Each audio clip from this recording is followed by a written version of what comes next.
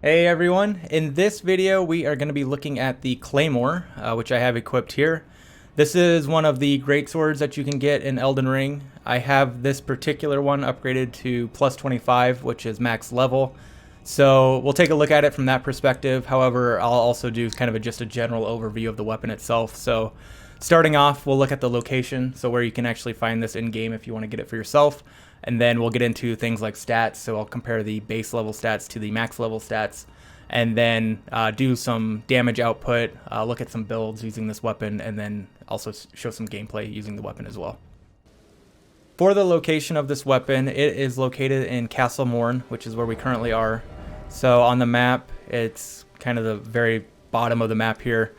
Fortunately, it's pretty simple to get to, so it's located kind of right at the beginning of the castle. So if you make your way up to the entrance, there's going to be a lift at the bottom here, and that will take you up to the top, which we need to do. Once you reach the top, it's a pretty quick trip through here. You can kind of sneak by these enemies or just kind of blow through it. But over on the other side of this hill, we'll take a right, which will lead into a room up here, and then once we get in here, immediately to the left is going to be a chest. So this is where the Claymore is going to be, in this chest here. Now looking at the stats of the weapon, so I have the base level version on the left and the max level version on the right. We can see starting out you get a physical attack power of 138, and then that increases to 338 at plus 25. In terms of attribute scaling, it doesn't improve too much. It starts out with it uses both strength and dexterity, and that starts out with a D for both. And then at plus 25, that increases to a C on strength, but dexterity is still a D. And then finally, for the required attributes to use it, you need 16 strength and 13 dexterity.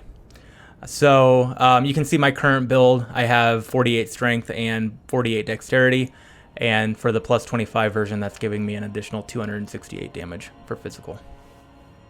Moving over to the Ash of War. So as mentioned, this does come with Lion's Claw as the default. However, obviously you can change that to a different one.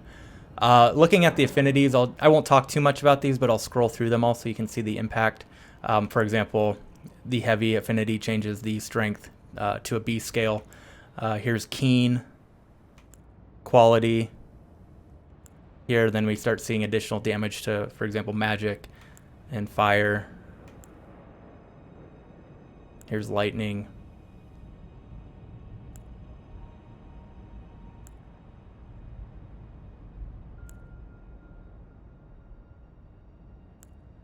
And then finally, occult. Now we'll go through the moveset of the weapon. So I'll do this in both single-handed and two-handed, going through both regular and heavy attacks.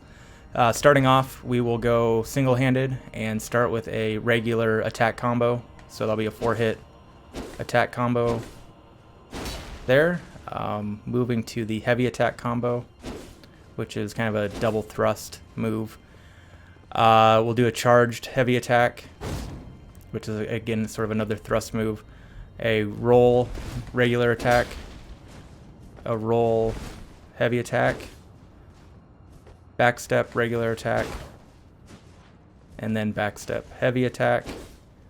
And then finally we'll do a sprinting regular attack and a sprinting heavy attack. Alright, moving over to two-handed. We'll go through the same moves. So here's a regular attack combo, a heavy attack,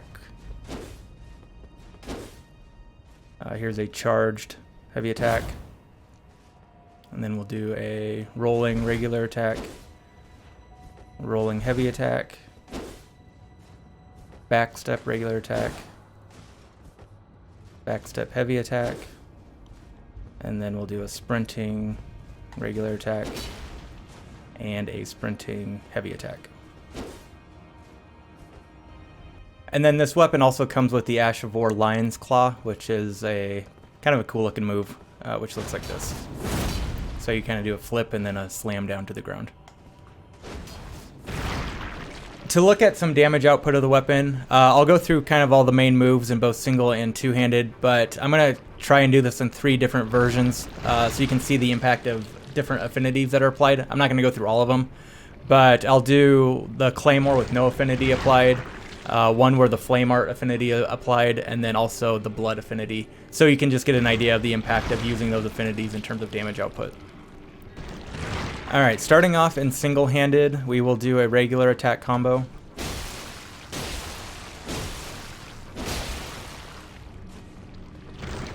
Heavy attack combo. Charged heavy attack. And jump heavy attack. Switching to two-handed mode, regular attack combo.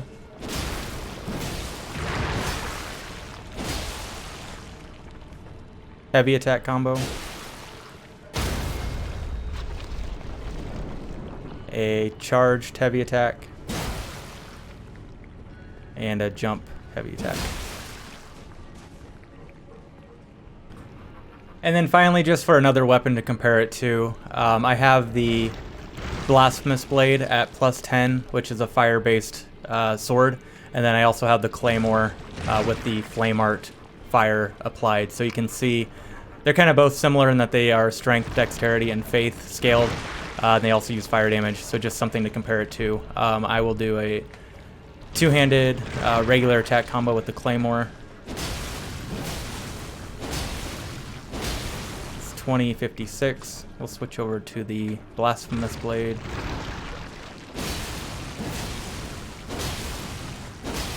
$22.93. Switch back to the Claymore. We'll do a heavy attack combo. $12.36. And then the Blasphemous Blade. $14.62.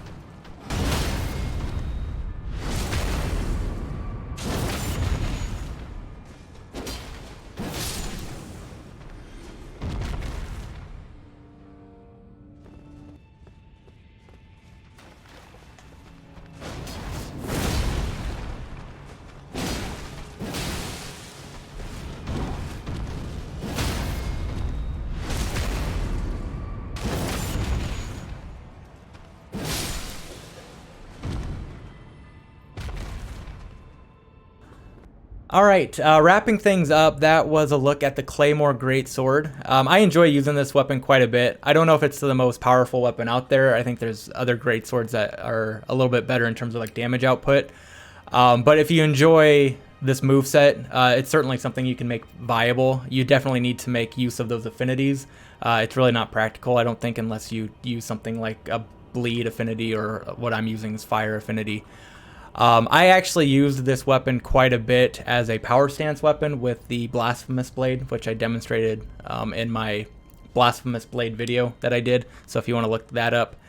So I think it works really good as a power stance weapon, using it with another greatsword. So that's a great option too. But yeah, overall, I think it's a fun weapon to use. Again, not probably the most powerful weapon out there, but definitely a viable option. So thanks for watching, and we will see you later. Bye.